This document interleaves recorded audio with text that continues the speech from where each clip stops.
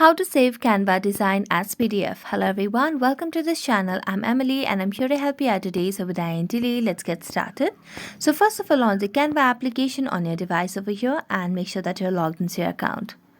Now, as you can see, this is a plain page over here. So what you can simply do is tap on the design, or you can upload any of your designs as well.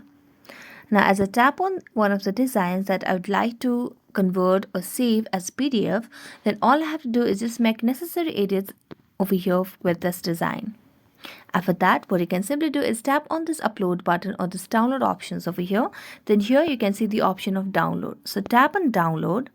And as you do that, under the file type over here, right now it's suggested as PNG, but you can select over here and then tap on the PDF standard or PDF print.